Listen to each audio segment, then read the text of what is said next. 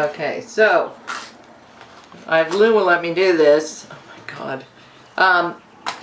Once you get your ring out of the pickle, go ahead and re-round it on the ring mandrel if you need to. At this point, we're not going to worry about any finishing. Just make sure you don't have any gaps. Do all your final soldering. She's a ham. And then the next step we're going to go to is you need to make some jump rings. Fine silver, sterling, argentine, whatever you want. These are made with 18 gauge and they're made on a 2mm mandrel. And what we're going to do is make the balls for the front to hold the cabochon in. So these need to be melted into ball shapes, and one side will be flat if you do it on charcoal, which is good because that will be, the flat side will be on the interior wall. Sorry. So that's what we're going to go do next is ball these up, and then I'll show you setting them up on the interior surface. If I can get Lulu to let me go. So I have two, I think they're both mill files. This is double cut and single cut. And what I'm going to do is, you know, remember where we marked that really, where the flush edge is? I'm going to make sure that this has a nice flat, perfect edge. And drag and turn, and then I'm going to move over to the single cut, the much finer file.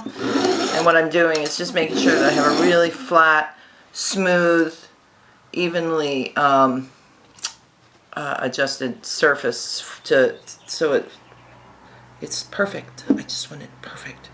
Then I'm going to go in with my little sandpaper and finish this edge off. And this is pre-soldering the little balls on. I want to finish this edge because it's going to be too difficult to do so afterwards. So a little, get it all pretty, and then we're going to take the balls out, and I'll show you how to set that up. Sanding inside edge, outside edge,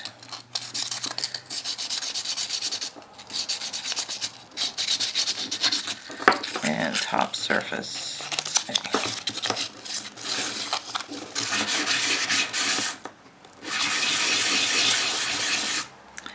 And then I'm going to go switch to a lighter grit. This I think is 320. So don't forget to check the fit on your cabochon before you go ahead and add the balls to the side, to the front of the piece. This is not the real cabochon, but I don't know where it is. So we're using this domed piece of copper. But check your fit. So then what we need to do is get our little guy out of there. And what we're going to do is cut some Argentine medium solder, and I want at least 4 pieces, small pieces. I'm going to cut extra because I always lose them or drop them on the floor. Okay, there we go. And I'm going to flux the interior surface here, and then I'm going to flux, where are my tweezers? I'm going to drop these into my flux, and then I'm going to take them out again, and what I'm going to try to do is apply them so that there's just cat. Never let cat on the filming surface. I want to align the flat side of the ball that formed from sitting on the charcoal. I want to make sure that that flat side's up against the wall. I should get a solder pick. And as long as these are equidistant, oh, there's a solder pick. Oh, so good! You want to line these up so that they're equidistant from one another. Where is it? I can't see. Not even close. You can mark on the outside if you want where it is, but I just go by eye. Alright, that's good enough for now. Okay. And then we're going on to the solder placement. So I've applied a small piece of medium solder on top over next to the little balls that are placed up against the walls.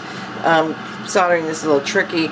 I'm going to use a low brushy flame and I'm going to be soldering interior here, and there's these little balls are a lot thicker than the metal around it, so we're going to hope that we don't melt the sides before the solder flows. So here we go. Wish me luck.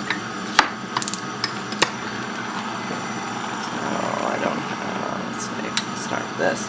And we want to warm it up so we don't want the pallions to flop off the sides, which hopefully they won't. Okay, we're reaching solder temp. Got the flame in there. One rolled away from the wall. Why, oh why, she says. I don't know if it brought its solder with it. I may have to do this over. But anyway, that's done. So now we're going to quench a pickle and maybe have to resolder that one ball. I don't know. I'm going to check. You want to push on these to make sure that they're really on there, because they are keeping your cabochon. Hi! They're keeping your cabochon in place. So just meet you back at the desk. So I forgot to mention you should such a space cadet. That you need to finish, if you got any solder globs on the interior, you need to finish the interior of the ring before you solder these balls on. Otherwise it's going to be very difficult to do so. And you also at this point need to start squaring up this edge using the mill files like I showed you for dragging and getting it square. So when you've got everything square and ready and you've checked that your fit is good, then we're going to start working on cutting the back plate. And if you're going to make a ring, you have to make a decision also, you know, are you making a ring or are you making a pendant? Because how you approach this next step will determine what you need to do. So we're going to go on to that. So if you were going to make this into a pendant at this point, you need to figure out where you're going to place your bail and your bail configuration. What you don't want to do is put the bail lined up with one of the balls here, because behind these balls we're going to be cutting our tabs. So place your bail structure somewhere in here or on the back of that wall. I'm doing a ring on this one, so what I did was I got out my sheet metal and I found a punch on the Peppy disc cutter that fit, or almost fit, perfectly inside here. I did have to resize the disc a little bit for it to fit in, which involved rolling down the file like this. And now it fits in here well. So this is the back plate that the ring shank is going to get soldered onto. If you are using a lumpy kind of ring shank or a half round, you need to file a flat spot on the surface of this so that it has some place to sit for soldering. So this piece, what I'm going to do next is I'm going to go solder this on top of the ring shank and meet you back here to show you how to cut the prongs. Okay, so now what you need to do is, let's see, we've got our back soldered on here, is to draw, this is approximately 4 millimeters. You can come in with the dividers and mark, but I just drew with my little fine point Sharpie here under each ball, and then you can drag your dividers over the top to get the line, to put the line in to stop sawing so it's even all the way around. You don't want to go too deep because you have to do the finishing on this. You don't want to have to spend hours fixing your scratches. So what I'm going to do is I'm going to saw down these lines all the way around, and then I will show you what we're going to do next. So I'm going to go saw. So I put a mark at the end here so that I could see where to stop sawing from over the scribe line that we made. And try to keep your fingers out of the way. Oh, this blade is turning on me. I don't know why. It's a fine blade. I think it's a 6/0. And you want to also be careful that you don't saw through this side while you're sawing. So you can bring it back up here and have a better idea.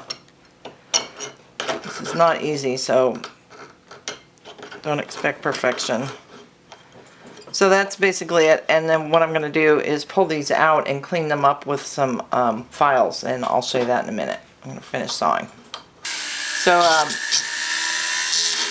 you can go in with sanding discs or files, and I'm kind of rounding the tips out a little bit and straightening the edges, because some of them were just wonky as heck. Probably it kept twisting on me. And I also found that if you have a really small, whatever, armed plier to pull these out, it helps a lot, because I kind of pulled it out around here, so I'm going to have to go back with my half rounds and fix that edge. So, on to the next step in a minute. So, you could finish it before you cut the grooves in. I just push the prongs back in, and I'm just doing a filed finish on the edge on this. If you were going to do something else, like a real high gloss, you might want to do the finishing prior to cutting the prongs. There will be some cleanup though after you cut the little prongs, because the sanding process will probably mar a little on it, so don't take it to full polish. So I'm just doing this, a rough finish. And also, if it gets, and I've got the cabochon in here, which helps to keep this from getting squished while you're filing, which is important to not do if you can help it. You want to keep the round. That's why you want to use a thicker metal, so it's not so easily crushed and loses its shape, because it's going to be difficult to re-round this on the mandrel because of the little beads in here. So actually, so now at this point we can go ahead and put our back in, and I want to line this up so that my band is in between the prongs. See that? You can just turn it until it fits in here properly. And I need to get a little bezel pusher somewhere. It was not a fart, it was a chair. And then I'm just gonna push this down and push my prong in with any luck. Just got to work hard, and I might want to kneel this again before you did it, because these prongs have been moved twice. I also might need to get my hammer in here. I'm going to do the opposite side. Remember to push this down, the piece that's going in the middle, so that it sits fully tight against the little balls at the end. Oh, cat at the door. Alright, last one. We can let Lulu in.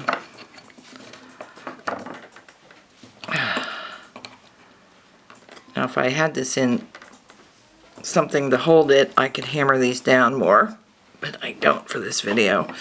So that's essentially our project. I need to clean all the ink off of it, and I might want to smooth this edge down a little bit more on the outside. But that's one way to set your cabochon you made. So thanks for joining me. It was frantic. So much to teach in such a short amount of time. But I hope you enjoyed it. And if you have any questions, email me at nancylthamilton.com. No, that's not my email. That's my website.